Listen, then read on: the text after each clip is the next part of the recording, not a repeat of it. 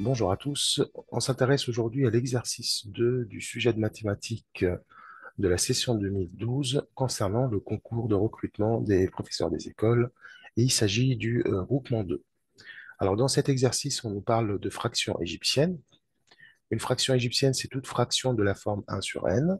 Donc, on a un numérateur égal à 1 et n désigne un nombre entier, naturel, non nul. Dans l'Égypte ancienne, on écrivait les nombres rationnels positifs inférieurs à 1 que sous la forme de somme de fractions égyptiennes, c'est-à-dire, on nous donne un exemple ici, par exemple 25 28e peut s'écrire sous la forme de 1 demi plus 1 quart plus 1 septième. Donc les Égyptiens, les fractions, en fait, n'existaient que sous la forme de 1 sur un nombre entier naturel. Eh bien, le but du problème est de présenter quelques méthodes de décomposition de nombres rationnels. On va essayer de voir comment décomposer un nombre rationnel. Je vous rappelle qu'un nombre rationnel, c'est une quantité qui va s'écrire sous la forme de P sur Q, avec P et Q deux entiers. On fera gaffe pour que Q soit différent de 0.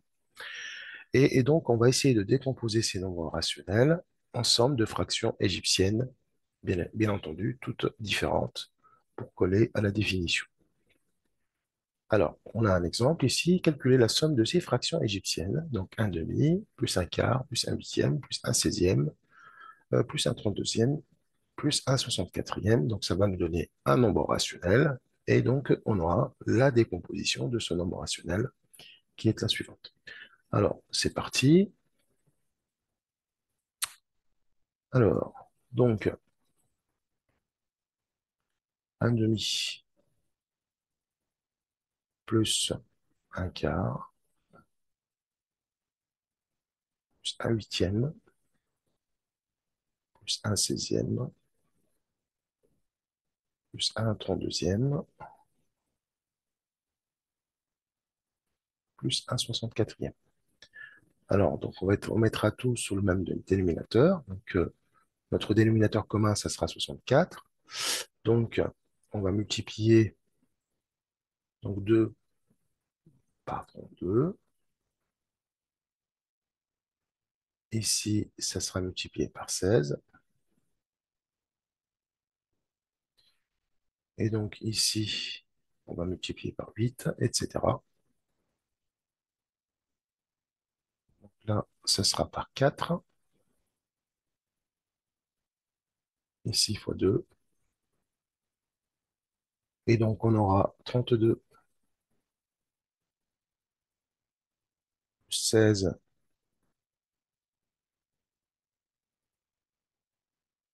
plus 8 plus 4 plus 2 plus 1. Donc 32 plus 16 plus 8 plus 4 plus 2 plus 1. Le tout divisé par 1,64. Et donc, si on additionne tout ça, ça va nous donner 63 64e. Donc, voilà la décomposition de ce nombre rationnel, 63 64e, la décomposition euh, en fractions égyptiennes. Donc, voilà pour cette première question. On passe à la deuxième question. Décomposer 5 huitièmes en somme de fractions égyptiennes, toutes différentes, dont les dénominateurs sont tous des puissances de 2. Bon, alors, ici, c'est pas très compliqué. Donc 5 huitièmes. On va d'abord faire apparaître un 1. Et il va nous rester un 4. On verra ce que ça donne. Donc, j'ai déjà ma première fraction égyptienne, un huitième. Et j'ai maintenant 4 huitièmes. Alors 4 huitièmes, on voit bien qu'on peut simplifier par 4. Donc je fais apparaître un 1 ici, du coup. Et c'est terminé. Voilà la décomposition en somme donc, de fractions égyptiennes de 5 huitièmes. Donc 5 huitièmes, ça sera égal à 1 huitième plus un demi. Donc voilà pour cette partie A. Passons maintenant à la partie B.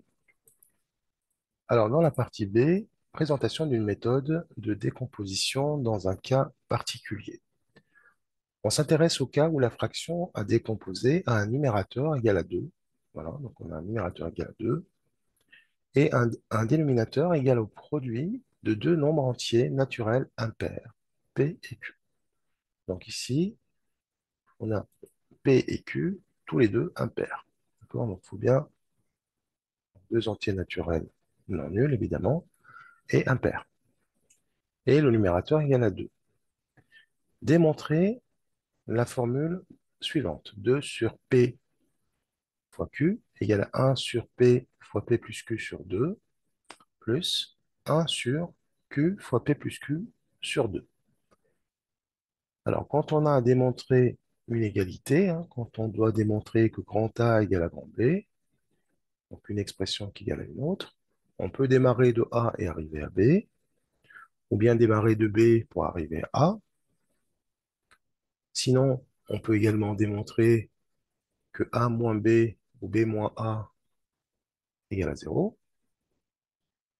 On peut également démontrer que A sur B, avec B bien sûr différent de 0, égale à 1. Donc, je vous montre plusieurs méthodes qui nous amènent au même résultat, c'est-à-dire démontrer que A égale à B. Alors ici, je ne vais pas partir de A, je ne vais pas partir du nombre de gauche, hein. Je vais plutôt partir de B pour arriver à A. Alors c'est parti. Donc j'ai 1 sur P fois P plus Q sur 2, plus la fraction 1 sur Q, multiplié par P plus Q sur 2. Alors là, je vais essayer de les mettre au même dénominateur. Donc ici, j'ai le même facteur. Ici, j'ai un P, ici, j'ai un Q. Donc, je vais multiplier les deux par, donc la première, je vais la multiplier par Q. Donc, comme ça, je vais avoir Q fois P plus Q sur 2. Et la deuxième, je vais la multiplier par P pour avoir la même chose. Et donc ici, c'est presque terminé. Donc, j'ai un même dénominateur, donc c'est P fois Q multiplié par P plus Q sur 2. Et ici, je vais avoir, donc ici j'ai un Q, ici c'est un P. Donc P plus Q. Q plus P, c'est la même chose. Voilà, j'ai écrit P plus Q pour simplifier avec celle. Donc, je vais l'arranger un petit peu. Donc, je vais avoir P plus Q sur P fois Q.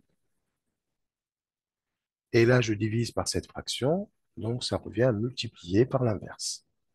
2 sur P plus Q.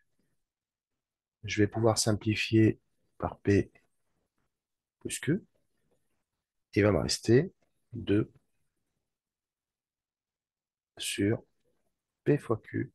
Et c'est ce qu'il fallait démontrer. Donc, on est parti de B, de grand B pour arriver à grand A.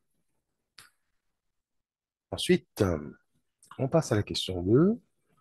Justifier, justifier que les dénominateurs des fractions précédentes sont des nombres entiers naturels. Alors, question 2. Alors, d'abord, donc on a trois fractions, hein. Donc, attention, donc vous avez une fraction ici, une deuxième fraction ici, une troisième là. On va regarder la première. Alors, le dénominateur de la première, c'est P fois Q. Alors, P est un entier naturel, d'accord? Q est un entier naturel. Donc, le produit de deux entiers naturels est un produit naturel. Donc, P fois Q est aussi un entier naturel. Donc là, on a justifié que la première fraction, le dénominateur de la première fraction est un entier naturel. Et P et Q sont tous les deux être censés différents de zéro, non nuls. Ensuite, Alors maintenant, on va regarder la deuxième. La deuxième, c'est P fois P plus Q sur 2. Alors, on sait que P est impair,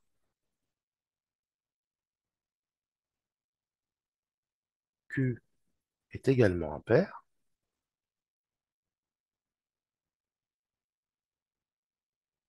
Alors, qu'est-ce que ça veut dire, deux entiers impairs? Ça veut dire que P, je peux l'écrire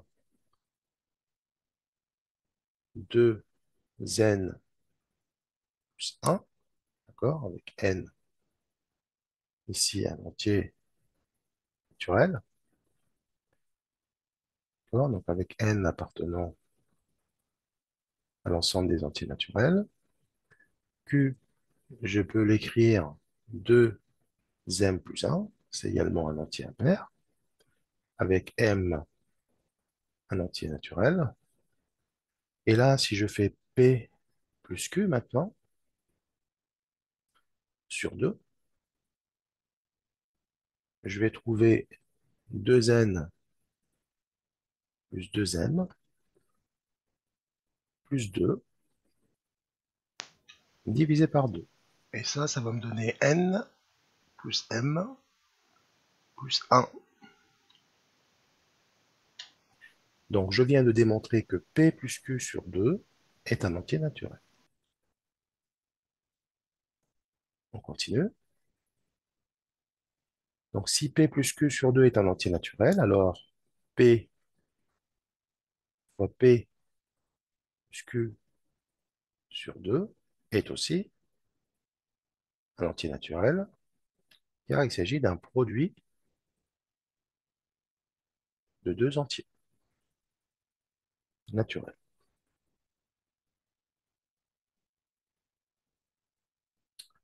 Produit de deux entiers naturels. De même, pour Q fois P plus Q sur 2. Donc, de même,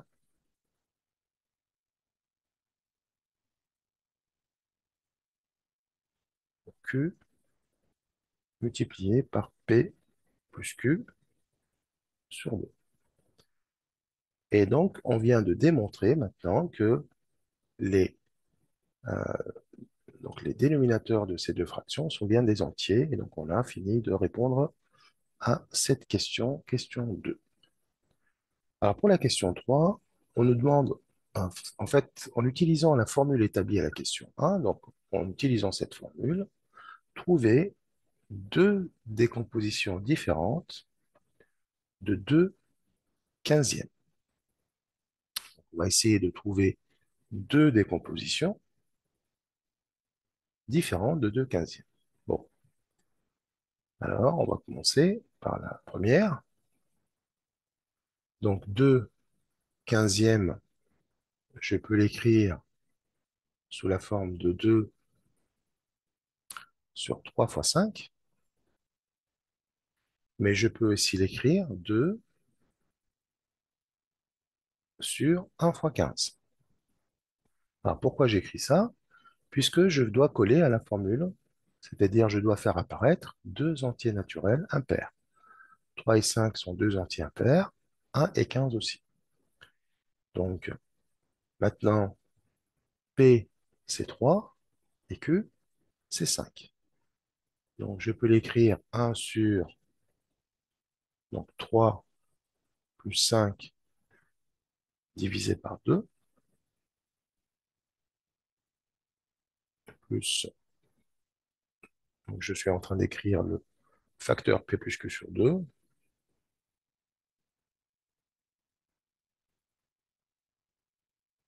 et maintenant je vais multiplier par un coup par 3 et un coup par 5. Alors qu'est-ce que ça va me donner? Donc 3 plus 5 sur 2, c'est 8 sur 2, c'est 4, fois 3, donc ici c'est 1/12, plus la deuxième, donc c'est pareil, donc 5 fois 4, donc on va arriver à 1/20. Terminé pour la première décomposition, selon la première la formule de la question. Alors, on va faire la même chose maintenant pour la deuxième décomposition, donc en prenant P égale 1 et Q égale 15. Donc, j'aurai pareil, 1 sur 1 plus 15 divisé par 2, et je fais la même chose de l'autre côté.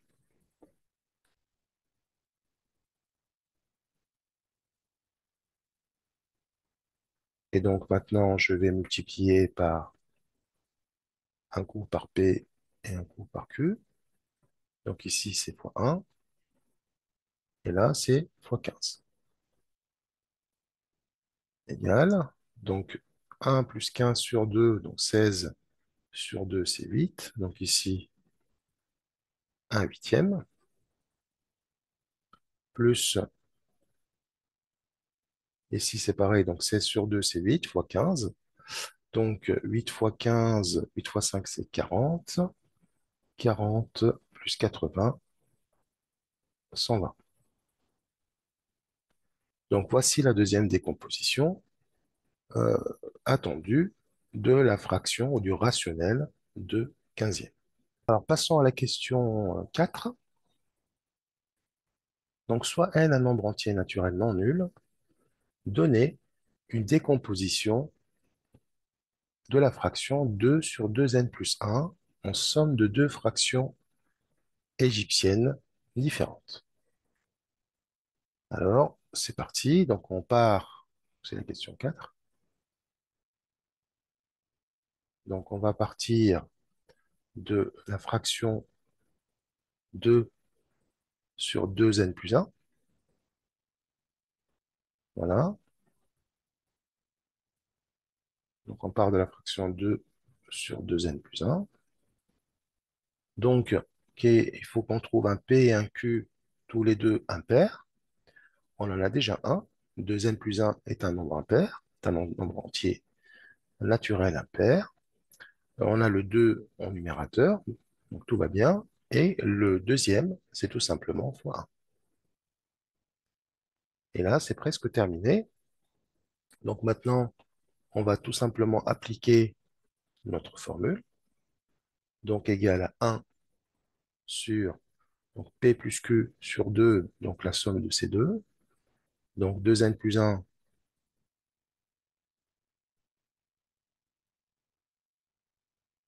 2n plus 1, donc ça c'est P ou c'est Q, plus 1. Et on va tout diviser par 2. Je réécris la même chose ici. 1 sur 2n plus 1 sur 2. Donc ça, c'est P plus Q sur 2. Maintenant, un coup, on va multiplier par P, ici c'est 1, donc ça ne changera rien. Et là, on va multiplier par 2n plus 1, qui est Q.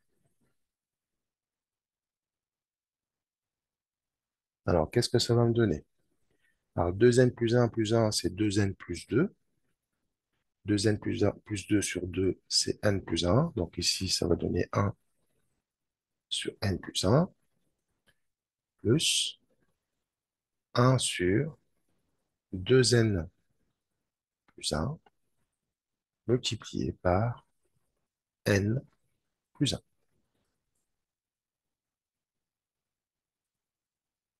Voilà la décomposition de ce nombre fractionnaire, au nombre rationnel.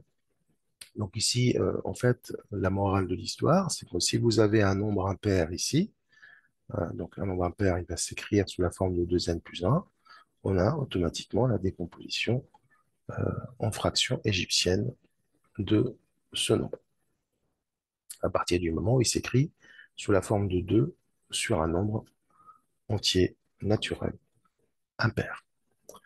On passe à la partie C.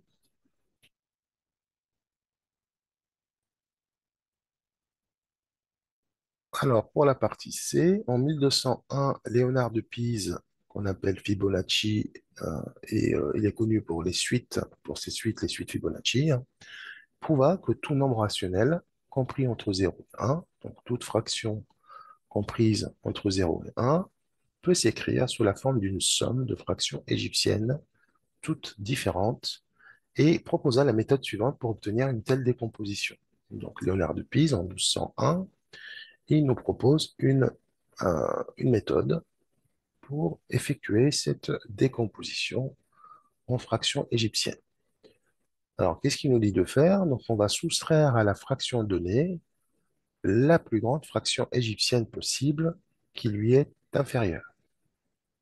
Et on répète l'opération avec la nouvelle fraction. On répète avec la nouvelle fraction, donc la même chose. Donc, on va soustraire à la fraction, donc la plus grande fraction égyptienne possible qui lui est inférieure, et ainsi de suite jusqu'à arriver à 0. On va essayer d'appliquer cet algorithme à 13/81e et on nous demande de donner une décomposition ensemble de trois fractions égyptiennes toutes différentes. Alors c'est parti. Donc on commence par écrire notre fraction et on va trouver, il faut qu'on trouve une fraction égyptienne la plus grande fraction égyptienne qui lui est inférieure. Alors si vous regardez, vous allez trouver ici, c'est 1/7. Parce que 1/6, elle est plus grande que 13/81e. Alors on effectue la soustraction, hein. Pareil, même principe, hein. Bon, ça on le fait à la calculatrice, hein. 81, et là c'est fois 7. Donc 13 fois 7, c'est plus grand que 81. Mais 13 fois 6, on va tomber, ce sera plus petit. Donc, en effectuant ce calcul, on va trouver 10 sur 567, donc 10 567e. Donc on a obtenu une deuxième fraction. On continue le processus. Donc on soustrait donc, à 10 567e une fraction égyptienne, la plus grande possible, et on va trouver 1/57e. En effectuant le calcul, on va trouver 3 sur 32 319 et 3 sur 32 319. On voit ici qu'on a des multiples de 3. On peut la simplifier, cette fraction, en 1 sur 10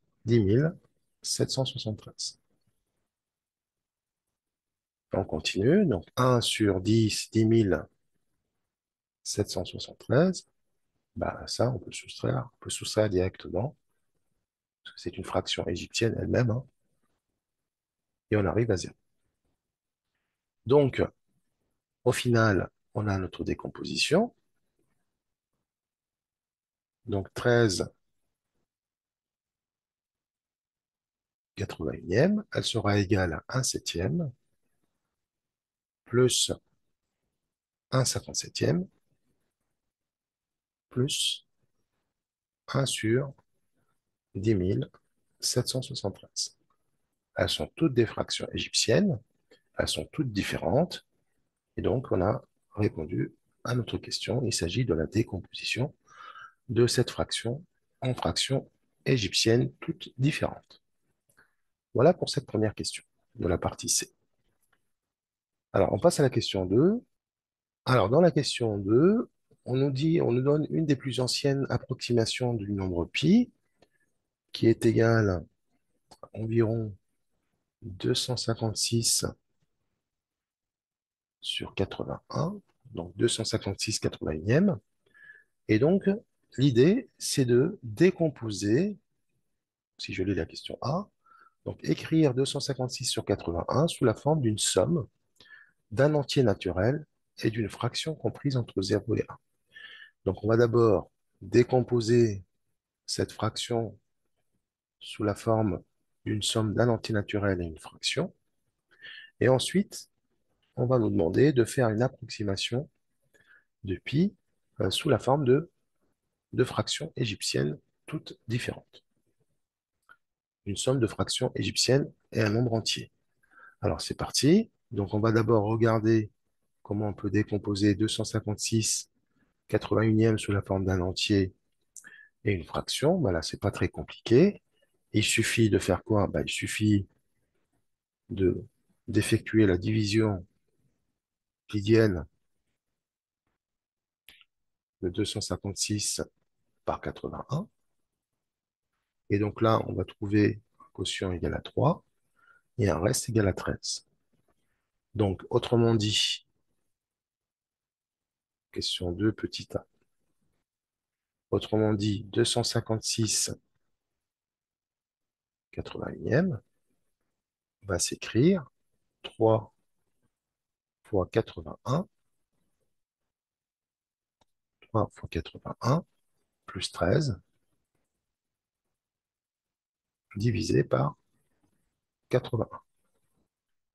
Donc ensuite, une simplification va se faire. 3 fois 81 sur 81, donc on aura notre entier qu'on est en train de chercher qui est 3, plus 13 81e. Donc qu'est-ce qu'on vient de faire? On vient de décomposer la fraction 256 81e en la somme d'un entier qui est égal à 3 et une fraction qui est inférieure à 1 qui est égal à 13 81e. Donc on a répondu à la question petit a. Passons maintenant à la question B. Donc, proposer une écriture de l'approximation de pi qu'on avait initialement donnée, c'est-à-dire l'approximation initiale qui est égale à 256 81e. Alors, si vous regardez bien en fraction égyptienne, évidemment, je n'ai pas été jusqu'au bout. Tout à l'heure, on a donné 256 81e qui est l'approximation de pi, donnée en l'an 1650 avant Jésus-Christ.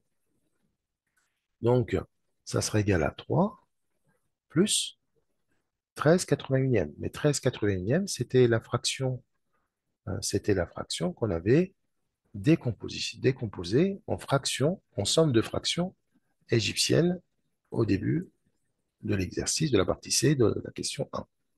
Et donc, cette décomposition, on l'a ici. Et donc, ça sera donc du coup, pi, ça sera égal à 3, plus 1 septième, plus 1 57e, plus 1 sur 10 773.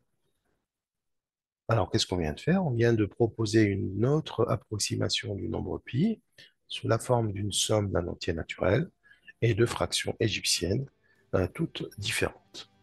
Voilà, donc nous arrivons à la fin de cet exercice très intéressant sur les fractions égyptiennes. Je vous remercie pour votre attention et je vous dis à très bientôt pour d'autres exercices. Au revoir.